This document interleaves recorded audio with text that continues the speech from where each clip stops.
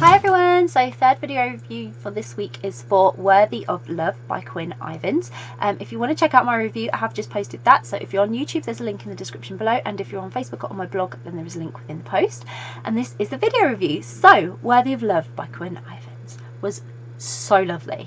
Oh my god, it's the loveliest story. So Nadine's life, it's anything from what she imagined it would be now. She's been caught up in a political scandal, she served her time in prison, and now she has no money, she's struggling with being hated by the entire country, and she's trying to get a job, which is going to be very far from what she's known previously. So when she manages to secure what is quite a lowly position in retail, she's surprised to find Bella, who's one of her colleagues, is nice to her despite knowing who she is and what she was involved in.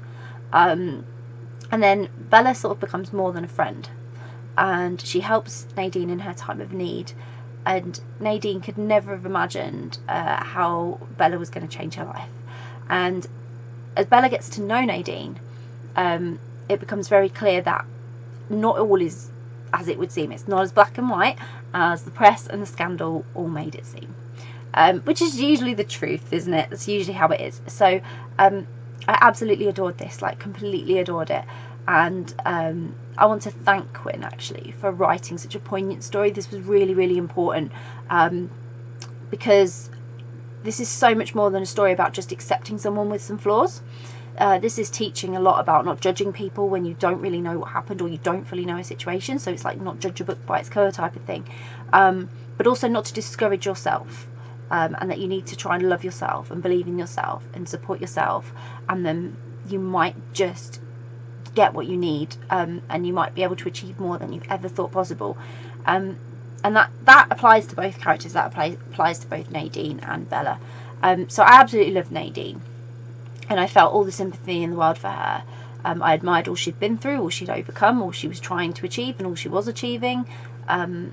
And all she'd achieved in the past, actually, whether guilty or not. She'd been through a lot, and this is really a credit to Quinn's writing, but you just knew there wasn't something quite right. You don't know what happened, and you just know Nadine's story isn't quite what you're being told, and you didn't want to judge, and that's really, really clever, because naturally you're being told what everybody else knows about her, and therefore you should judge, but you didn't want to.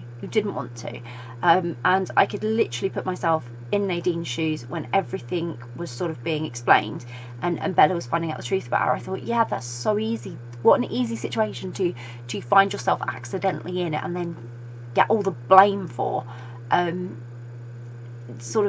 It's typical of that political world, of any world really, where politics come into play. That will happen. So that was really clever. But for me, and although the story was very much Nadine's, Bella is the most important character, because Bella, not only does she put aside her own thoughts and feelings, which she's very strong on when she first meets Nadine, when she first realises who she is,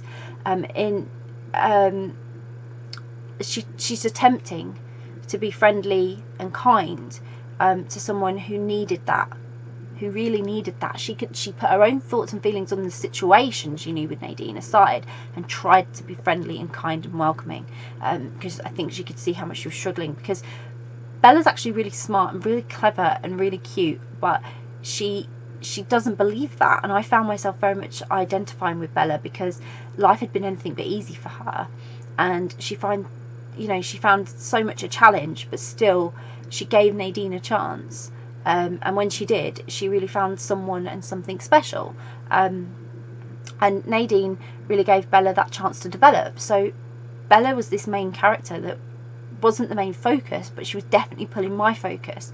And the fact that Bella did that on her own, she only needed very light encouragement from Nadine to start trying things for herself and looking at things from a different perspective. But it just really went to show how much someone else can influence you and give you hope and impact your life, whether you know them personally or sort of distanced.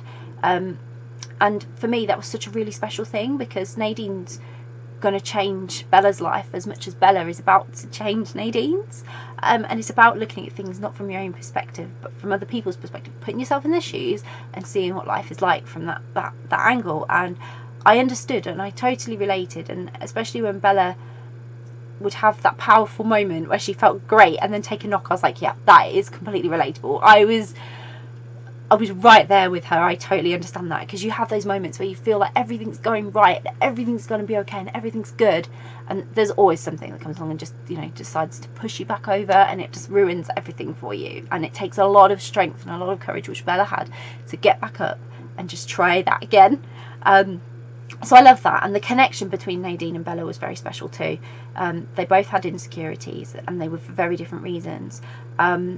And those did influence their actions and decisions, but again, I found every single one very relatable, and I enjoyed all these cute little moments they shared when they were opening up to one another and getting to know each other. And I completely found that when they were having those down low and harder moments too, I was right there with them emotionally, and I could feel really connected to both Nadine and Bella. So this was a really exciting story. It was really cute, it was really sweet, and I'm so glad that happiness found its way to Bella and Nadine, even though it wasn't the ideal situation for both of them. It was really cute that those harder moments in life can bring you together, or bring you someone that you didn't expect to find. And I hope we're going to see them again in future, because I really love them, and I can't wait to sort of see what the future holds in store for them. Worthy of Love, I cannot recommend it enough. It's so good and you won't regret it. It's amazing. It's one of those romances that I don't think I can get enough of. I don't think my words are going to do enough justice to everything that it was covering and how special it was. And it was a really special story, so it's just something you have to experience for yourself, and I know you will understand when you read it just what I'm talking about, and you're going to love it as much. So I really, really hope you will go and check it out. I'll pop a link in the description so you can go and grab a copy of Worthy of Love by Quinn Ivins, which, like I say, I hope you will. If you've read Worthy of Love, I would love to hear your thoughts on it. Please comment below. Please let me know what you thought of the story. If you haven't read it yet, but it's on your to be read list, you're planning to read it, or you're really, really intrigued now and thinking, I gotta read that romance, again, comment below, because it's always great to hear what you're reading.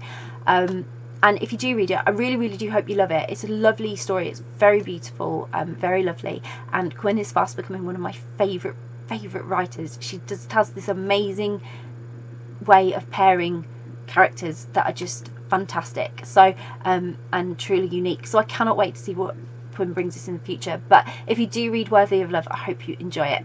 Bye.